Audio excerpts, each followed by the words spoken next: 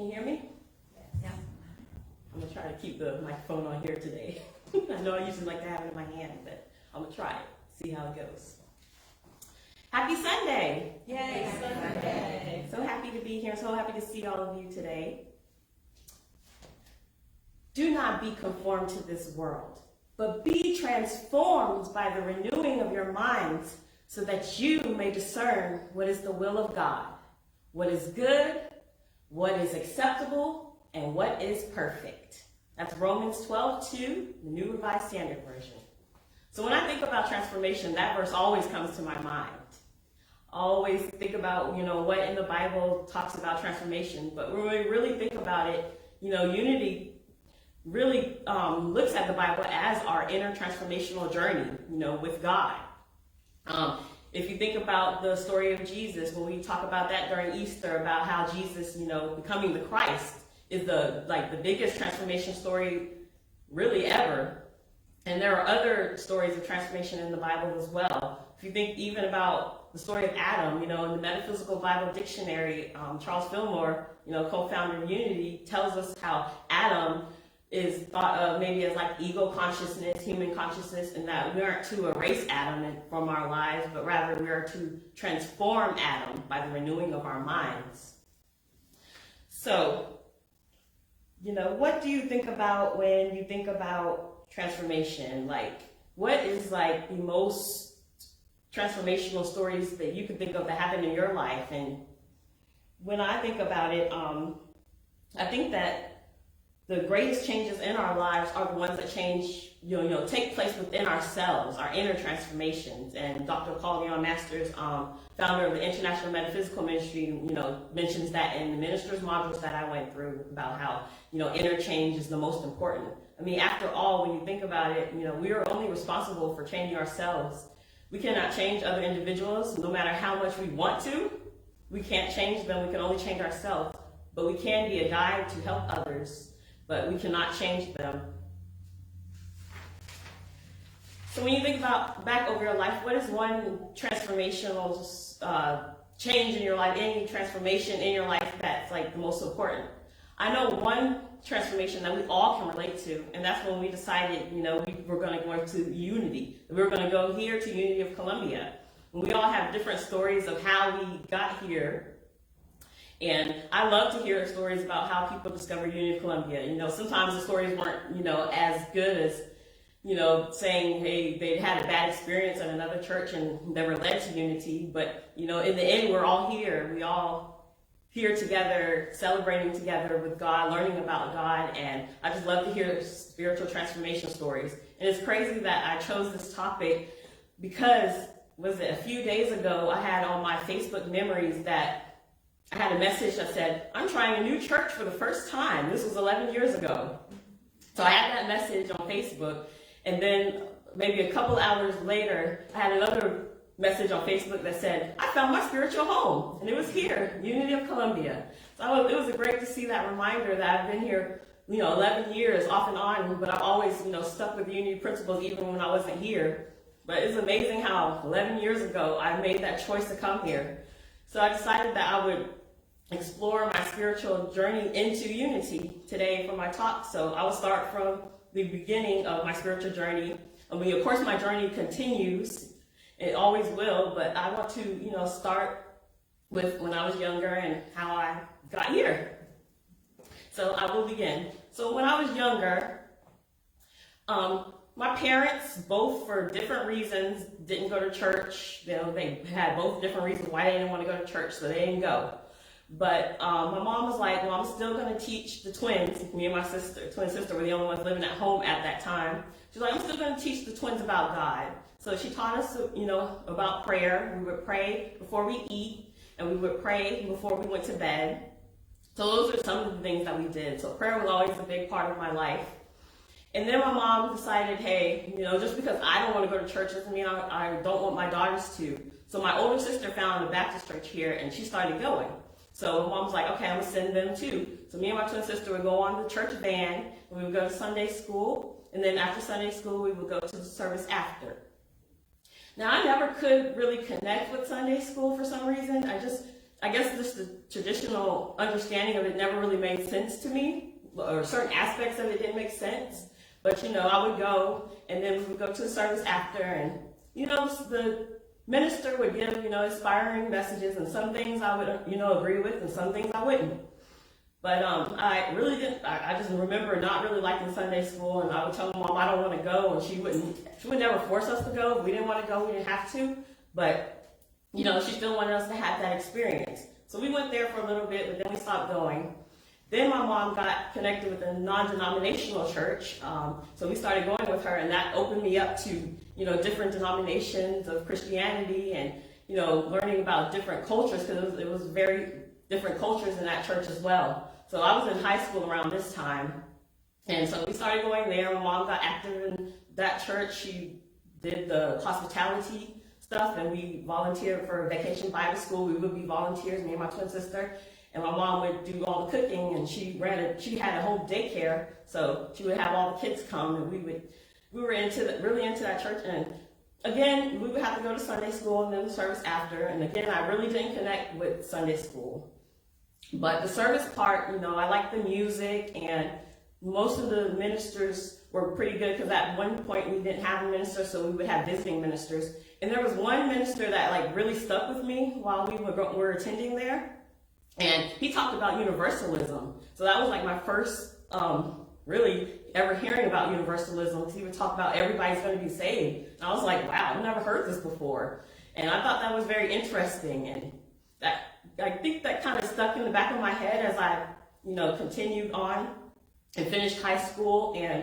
And I wasn't able to go to church anymore, because once I finished high school, I got a job at the Fort Jackson commissary. So I would have to work every Sunday from 9 to 6. So I was able to actually go to church. So I started college at Claflin University, which is, affiliated with the United Methodist Church. So when I went there, I was required to take a biblical literature class. And I was thinking, oh no, this is going to be so boring. I don't want to do this. Why do I have to take this? But, since it was affiliated with the United Methodist Church, they required us to take this class. So I was like, this is going to be like Sunday school all over again. But I was wrong. It was not. And it really transformed me. The class transformed me, and I wasn't expecting this.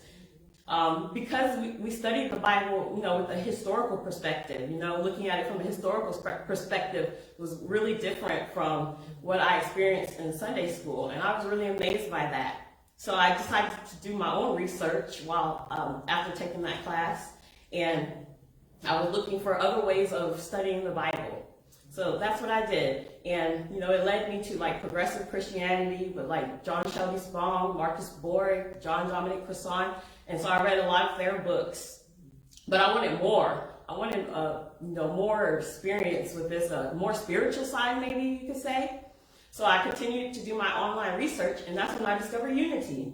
And I looked at their website, and I was just like, wow. This is so amazing that this is here, and I never knew about it.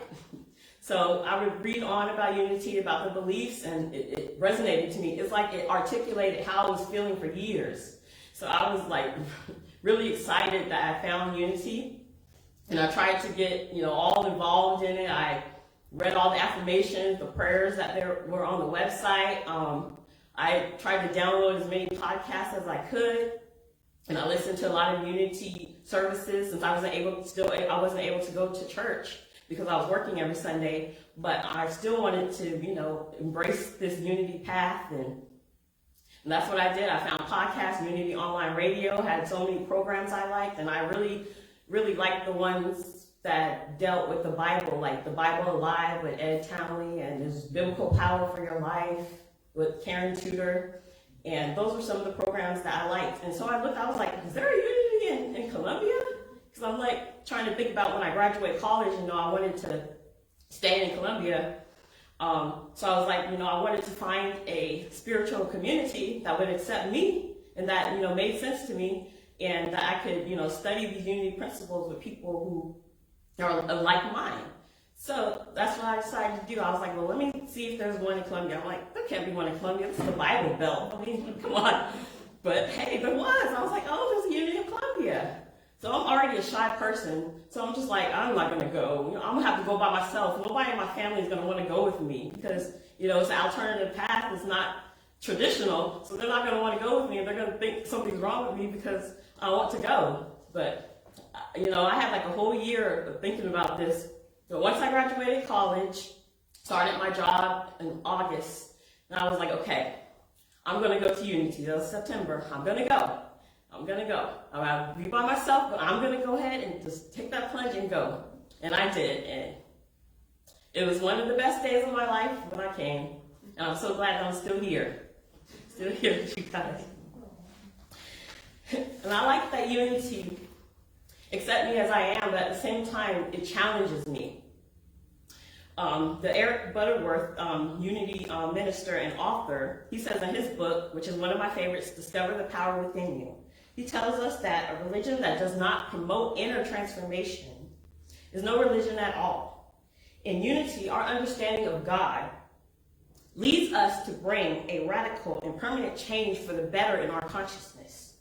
We know that change in our inner consciousness is the only way that we can change our outer consciousness, our outer conditions. And that really spoke to me too, because we do have to change what's within so that what is without will be what we want to experience, what we want to see. And, a lot of people in my family might not understand my path, and, they might not understand why I decided to choose this, but it's been an amazing journey, and I'm enjoying it, and I'm, moved on from Unity, to other New Thought paths as well, from, the International Metaphysical Ministry, and Centers for Spiritual Living, and Divine Science. I just like all of it, so I'm, trying to read as much as I can, and whatever resonates with me, I keep it, and whatever doesn't, I let it go. But that's what we all should do, we're not going to agree with everything, but, I agree with the majority of the information that I've been reading, and I just enjoy reading it. And, the Jan Levante also says in her book that, tapping the power within, that we must pray earnestly that our journey to wholeness, healing, and transformation of our mind and heart be easy, gentle, and divinely directed. That we have to recognize that our spiritual work is not a job, that our spiritual work is a privilege. It is a privilege. And that it is our privilege to live the best life that we possibly can. So are there any inner transformational journeys that you are going on right now? Any changes in your life that's going on right now? I know there's a big change for me that's coming up on October 1st. I will be taking on the supervisor position at my job. And it will be filled with challenges, I know, as any supervisor job is. I've had experience with my old job being a supervisor, so I know. But with God within me, with God by my side, I know that I will be able to face anything that comes to me. I have that faith, and I will. I'm ready. I'm ready. Even though I'm nervous, I'm ready. I'm ready. But yeah, so, my spiritual journey this far, I'm so grateful. And I know that it will continue. I know that there will be more changes that's coming in the future. But we'll remember that God is within me. I can connect to God with meditation. God is with me, so I will accomplish everything that I set out to do. And I want to end this talk with a prayer treatment that's based on inner transformation. So if you want to go ahead and get comfortable in your seats and close your eyes, and I will repeat these words. But first, let us take a deep breath in, and then a deep breath out. Divine heart within me, who art at the center of the universe, I call forth into your presence, that the spirit which moves within me be moved by your eternal spirit, also dwelling within me. Deep breath in and out. to transform my inner life. I realize in so doing that I work ever so close to your indwelling presence. Deep breath in and out. That as I seek to make the changes within myself, which I know are necessary, I feel the closeness of your presence within me. Deep breath in and out. That as I pray that changes are made within myself, I direct this prayer to within myself. Deep breath in and out. That in the end, the Alpha and Omega of what I am within myself will know not the difference of your presence and that of my own. Deep breath in and out. That through transformation in the silence of my heart, before your throne, which is the universe itself, I may declare, I and the Father are as one. Deep breath in and out. For this we give thanks, and so it is. Let's sit in silence for a few minutes.